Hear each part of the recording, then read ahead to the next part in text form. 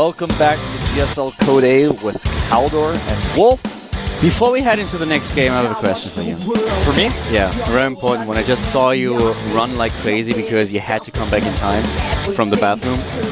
Did you wash your hands? I did. Do you want to feel like the wetness on my fingers?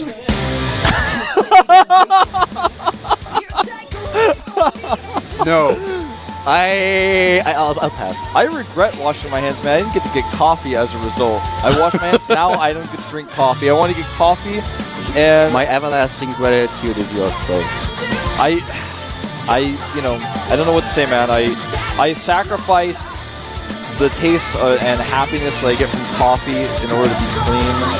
I still remember in Warcraft 3 we attended a tournament and my co-caster was going to the bathroom and he actually met Moon at the bathroom and he came back and we started. We were in the main stage and he's like, dude, I can't believe it. I really can't believe it. I just was at the bathroom and I met Moon and we're like, okay, this is great, but what? Yeah, he didn't wash his hands and now he's touching his keyboard and he's like, I'm never gonna shake this guy's hands again. Well, I don't know. Some people don't wash their hands. Oftentimes, I found that people who don't wash their hands are just very aware of what they do and do not touch in the bathroom, and oftentimes have higher immune systems. I can't believe that you're making a serious discussion out of this. I wash my hands most of the time because it's mostly habit, I guess. Like, I just feel uncomfortable if I don't wash my hands. But you know what? I would, if in a public bathroom, I would feel that in most cases washing your hands isn't absolutely necessary, but I don't know, I'm just like, well, what if, man? What if I gotta wash my hands? What if whatever I just touched, who knows what's happened there? But if you take this attitude of, you can't do that, well, what if you touch the handrail in the subway, should you wash your hands? I can't believe this is still going on. And, you know, if you can or cannot wash your hands, everyone has that freedom, man. I have the feeling if I don't stop you, we'll just go on fun. If you work in a restaurant, though, you should wash your hands no matter what. That's the place where I'm like, all right. That's where you draw the line? I draw the line there. Yeah, if you work in a restaurant, you can't. That's why there are signs in restaurants that says employees wash hands before returning to work. That makes people feel better, actually. The sign doesn't make people do anything. But the game is started. We're going to jump into GanZI versus Polt right now. GanZI on the team Complexity, Polt on the team TSL. Find out who takes game one on Daybreak in just a few moments. And here we go to the bottom left of the map in the red color. We now have our first turn player in this mirror match. It is Complexity GanZI. And another Complexity player is going to play later. We will have Killer in the last match of the day facing OGS Finn. Is GanZI. He got a haircut, by the way. You can tell. I don't know if you can tell, Mike. No, I can't tell. And here is our Terran player from the team TSL at the top right. Runner-up at DreamHack recently, he is GSL Polt. By the way, I was just about to say something so inappropriate and then I thought, oh, wait a second. We are actually not on camera, but people are listening to us, so better. Well, here's something appropriate I would ask you to do. Go. Can you pass me that coffee that... Oh, that is actually...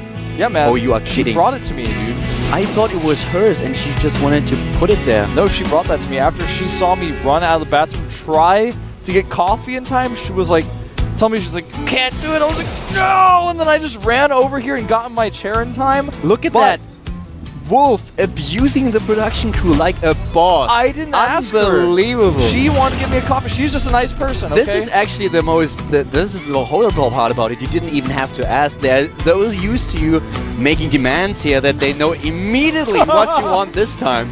Yeah, man, they saw me go over to that coffee thing and then run over here and they knew exactly what I wanted, man. Yeah, Wolf is just like to snip with his finger and then suddenly everybody is just running, bringing him coffee, a pillow. I run a tight ship here, Calvin. Yeah, I know. Believe me, I do.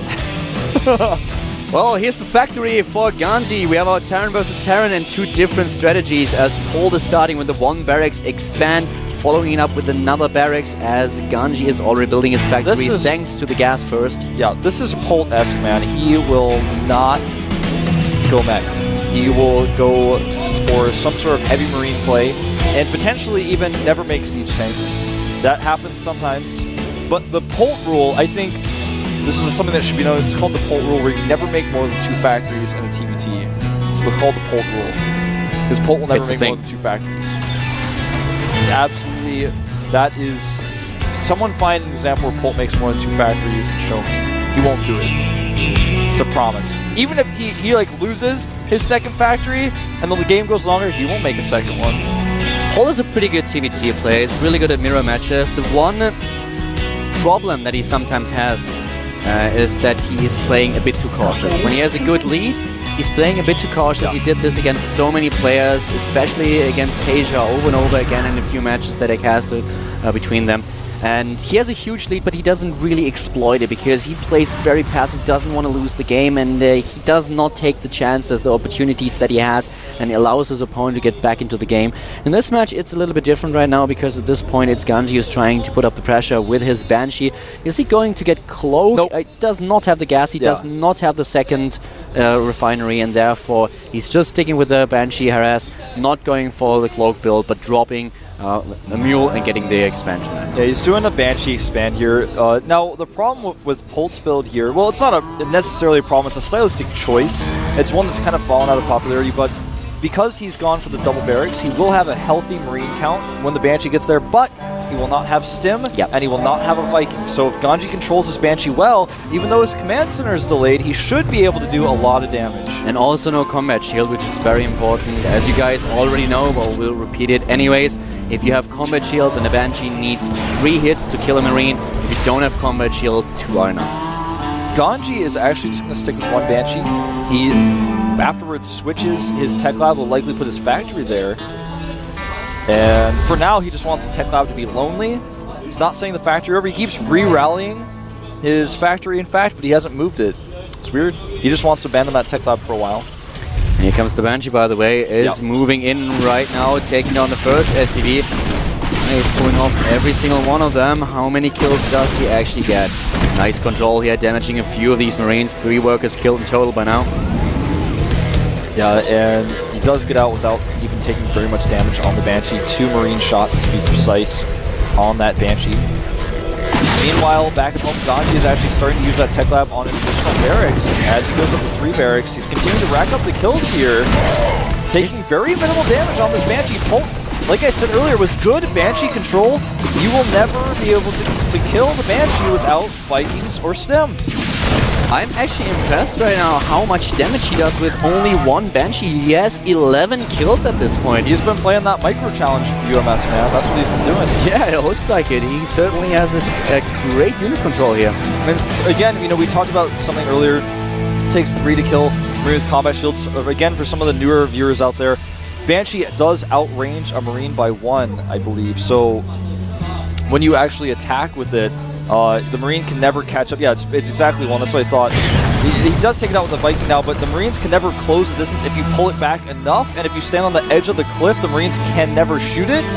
So it's just very frustrating to deal with that type of harassment. This dropship does get spotted, but he will drop several of the Marines off. And in fact, they protect the medevac. Polt is in trouble, man, and stylistically, his opening is not poor, but against what GanZI has done here, which is more of the norm, it's very difficult to defend. Great Viking positioning, though, by Polt. If all of those Marines had come out, it would have been a very different story. By the way, I just realized that I made a mistake at the beginning. He did not go for the 1 barracks into expand, but Polt actually started with the command center first. So I'm sorry, guys. I was just in autopilot mode a little bit earlier. But yeah, he started with the command center first here. And at this point... Jeez, Kaldor. Huh? Jeez, Kaldor. How'd you not know? It wasn't the game right in front of you. Hey, you were talking about washing your hands, okay? So I was a little bit distracted. Don't worry, I'm clean, man. I hope so. At this point, if you take a look at the supplies, you can see that GanZI is significantly ahead, and the worker count is actually pretty even, 46 to 42 in GanZI's favor, but his army supply is much better. He killed not only a few workers, but several army units, and now GanZI as well with the good Viking positioning here. This is something I love to see from Terran players in TVT. They both have denied dropships so well with their Viking positioning. Just awesome to see.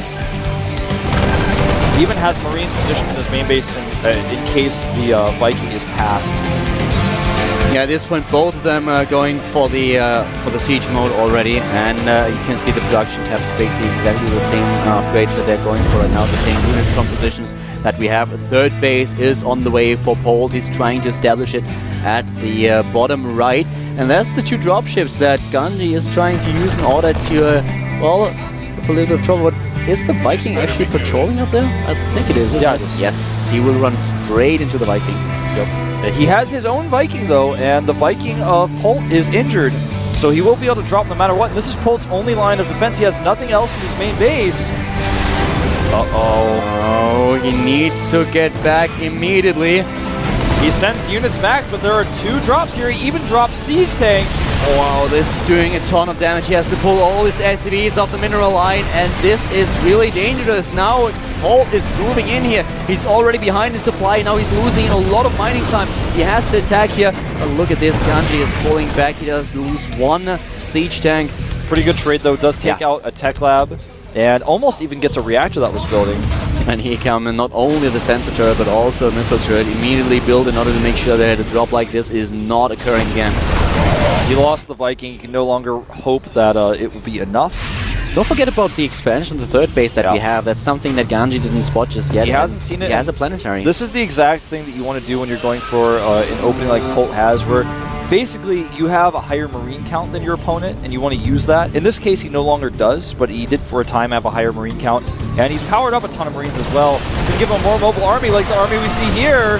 And GanZI forced to fall back a little bit. Polt has +1 and GanZI does not. And when you have 40 marines, man, that adds up pretty quick. Yeah, exactly. He takes down another siege tank, and he is just chasing him down here. So many units lost for GanZI, and that was very well done by Polt. He is about to get the armory so that he can access the +2/+2 upgrades, and still no idea for GanZI. He does not have any vision about this third base. He's completely in the dark, and this is going to be very dangerous for him, as he will just continue to assume that his opponent is on 2 bases as well. Yeah. It's a tough call to make.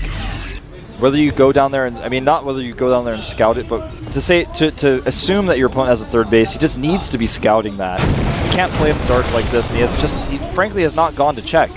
So without checking, how can he know? He is now sending a drop over to the natural, and it will fly over the third base, so we'll see that. With the drop, he will realize that that's the third base, and he will be, he will be okay. I have to do something about this.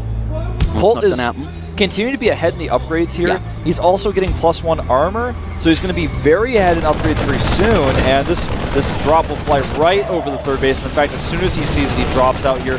Polt has a planetary, but if he positions his marines behind here, as he's doing now, he can just shoot at the SCVs all day long. And look at this positioning by GanZI. He's actually going to force an engagement here. The tanks are in a good position, but he baits GanZI in, and Polt takes a supply lead now, ahead in supply and ahead in upgrades. But there's a drop at the natural happening, and he's taking down a few SCVs, a very good position behind the refineries. And then finally, Polt moving in. Is he able to take down the medivac as well? Yes, he does. But there's still some marines at the third base, so Polt has to be aware of the middle of the map, because there is GanZI trying to force an engagement over and over again, and at the same time, he does not hold position with his marines. He's losing so many of them. That was a close call. It could have been worse. Over and over again, distracted by all these marines by GanZI. I like his patience, though. He does not give up the center position. He does now after he made that 1 false engagement, but before that, he was so patient here. And a great defensive position by Polt, and GanZI decides to attack into it. A huge mistake, loses his marine advantage. It's now 55-47, and despite all the harassment, all the drops from GanZI, Polt still is 9 SCVs ahead at 65-56, and because he's had that third command center up for so long. Yeah, he's just saturating 3 mineral lines at this point. GanZI now trying to take a third as well, but Polt with a very good economy and the upgrade advantage that you already talked about. So this just adds up over time. But now GanZI, with the attempt to just put some pressure onto this command center, the siege tank count is in his favor, and he is in range. He is in range. Indeed, it's going to be very difficult for Polt to attack into this. And because he decided to make a planetary, he cannot lift, he cannot retreat. That's something that GanZI did not do. In fact, GanZI has made an orbital, so he's going to have the ability to move it, lift it. He also has the ability to use fuels. And it looks like Polt is going to go for it. He's not waiting. He has +2/1 upgrades on his marines against just 0-1 Oh, from GanZI, but the God. siege tank defense was It's too good. Too much there, too many siege tanks, and he lost a ton of Marines here. He's down 20 supply at this point, and GanZI is just moving out now, and he will most likely... Oh, did he kill the base? He didn't, did he? No. So he moves back and tries to merge with the rest of his reinforcements before moving in once again. And just look at Polt's upgrades. He has +3 on its way, the attack upgrade, while GanZI is just now completing the first armor upgrade. Nice position by Polt. Well done. He needs to win a few key engagements here now that he lost so many Marines. The Marine count right now is 66 to 36 in GanZI's And let's not forget that GanZI at this point has a third base too, so he is saturating 3 mineral lines. With mules. And yeah, he has 3 orbitals in comparison to Polt's 2. Yeah, that's very important to note. Polt now, though, taking a 4th command center, making it at nearest natural. And with the sensor towers that Polt has made, it's going to be pretty easy for him to spot his opponent's movements. So he looks like he just wants to feel content to continue his upgrades. He knows he's ahead in upgrades. He may try to trap this army of GanZI. GanZI decides it's time to go home, and he may lose a siege tank on his way out. They're going to commit here. The concave much better for Polt, and he has better upgrades. And GanZI is retreating. Supply is even once again. This is just such a back and forth game with GanZI being the aggressor over and over again. Polt is just defending, trying to get an advantage in economy, in upgrades, and then at some point just use the momentum out of one of the fights in order to attack. But so far, GanZI, the one who always initiates the attacks. Oh, look at this. He's going to catch these siege tanks on siege. And Polt will now commit, but he's lost several tanks in the process. The siege tank count now 7 to 6. Polt remains ahead in siege tanks, though. And he's going to be ahead in upgrades very soon. Or, he's continuing to be ahead in upgrades. It's going to be even for just a moment, but Polt will have +3 much faster. And I have to take this moment to say I love TVT, especially Marine Tank versus Marine Tank. A lot of people think that's boring to watch, but my brain cannot even keep up with the actions. I'm trying to, my brain can keep up with it, but my commentary cannot, because so many different things are happening at once between these two players, how they position each other, try to outposition, outmaneuver each other, avoid each other, go for these drops. Look at the minimap, see that GanZI has Marines spread out all over the entire map to spot any run-bys. Oh, and here's another attack, another engagement, and this time Polt, this is amazing, he catches every single tank, he's engaging into this, and now the tank count is heavily in his favor with 11 to 6 tanks. Great engagement here. But at the same time, we have 11 medivacs to 6 in favor of GanZI. And he is the one who is trying to use drops the entire time. Well, and another drop is trying to head for the 3rd base. And, well, Polt did not do anything like this. He's just trying to defend and slowly but steadily push GanZI back. Yeah, and the positioning here for GanZI is much better now. Even though Polt has a slightly better army, he actually has the better concave. He's got his tanks well spread, whereas Polt's kind of chunky in this little condensed group, but Polt is going for a huge run-by in the middle of the map. With how many Marines he has, he can afford to do this. He forces an unsiege for GanZI. GanZI, though, with all those Marines around the map like I was talking about, does spot this. But this allows Polt to reposition himself. Is he going to do it, though? No, he does not. Oh, and GanZI, he's going for it. He takes on the Marine. He's chasing him down at the same time. He drops at the 3rd base. Once again, the Marines with hold position, making sure that there is no mining going on. And now GanZI is on the move with 111 army supply against 105. Polt has to be very careful here. 4th base is established in the middle of the map for the GSL player. The complexity gamer, GanZI is doing exactly the same. Drop dice in the natural, but still he has 2 Marines doing some damage. Yeah, these the Marine count right now for GanZI is equal to that of Polt's, 55 to 55. I mean, this game is so even right now. Polt does have a slightly better economy because he has his base up. He's made it into a planetary again, something that gives him it basically makes him sacrifice a little bit. He's a bit safe, but at the same time we have the 4 orbitals for GanZI, so he's in a position where he can just call down a lot more mules, he can use his scans, but he has the lead in Vikings, so he doesn't even need to scan. Polt, therefore, with a bit of a problem. He might have the lead in Harvesters with roughly 20 additional SCVs, but it doesn't really help him because he has to scan over and over again, and he has only 2 orbitals to do so. Yep, this amount of the defensive position Polt has here allows him to do things like he's doing now. He's going to try to circumvent his opponent and run into this planetary. There are a few Marines here. He does have the upgrade advantage right now. The planetary is not done just yet. This is a huge problem for him. He needs to repair. He's trying to get in with the rest of his units. At the same time, we have the drop in the main base. He's taking down a lot. He's in a beautiful position. Finally Polt with a drop play, and just look how he's demolishing the production buildings of his opponent. And GanZI, he doesn't have anything there to defend. He's forcing essentially GanZI to go for a big attack, counterattack him, but Polt has a lot of defense up. However, Polt is not prepared in his main base for the huge drop he's going to encounter, and we may have a very strange situation occur here. It looks like Polt has turned enough around to defend the drop in the main. That's something, though, that GanZI has still not yet done. What do you mean made? The whole game was crazy, and it continues to be like this. Polt, is he able to fend this off? There is units everywhere in each base. We have a huge fight going on. He holds, Polt, yeah, he holds.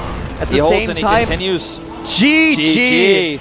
Wow. Polt with a very different opening, a tough opening against what he encountered with GanZI, going command center first, going to the double barracks afterwards. That's something we completely misinterpreted from the beginning. Going double barracks after command center first is very much more normal than going for additional barracks after the one barracks expand. I don't know how we botched that, but we dropped the ball on that one cover. But anyway, he was able to transition, get his composition right up to speed with GanZI, and then just engaged better more times, and his drop play was executed better. Both players did a great job of patrolling Vikings, making sure they could shut down drops. They had enough Marines in their main base, but later on, Polt was more active on the map. He actually had Marines coming in several different directions. He went and attacked the planetary. He always had a huge group of Marines going around doing something, whereas GanZI kept most of his units condensed in one group the entire time. Very, very intense game, and when Polt finally decided to drop and he used the perfect timing for it, he was able to take GanZI apart. He had a beautiful position with his units in the main base of his opponent. GanZI trying to go for a counter drop, but these units were killed, and Polt was still in his main base wreaking havoc, and at this point he GG'd out of the match. Very well played, a very intense game between the two of them, and this is really promising for the second map, which is dual side. It is indeed, and dual site is a map that for TBT I like. It's the only matchup I really like to see on this map, and any style is possible here. You can do literally anything. It's a two-player map. You can proxy, you can go gas first, you can go command center first. Command center first is pretty tough on this map, but you can do it. Mech play, marine tank, heavy bio, they're all opportunities that these players can grab onto. Polt, though, he's going to follow the Polt rule. He's not going to make more than 2 factories. I think we're going to see Marine Tank out of him again. It's what he's been doing forever, and he's not changing up his style. Everyone knows it. Can GanZI beat him, though? He's down 0-1. Will he tie it up, or will Polt close it out 2-0 here at the GSL Code with Powder and Wolf?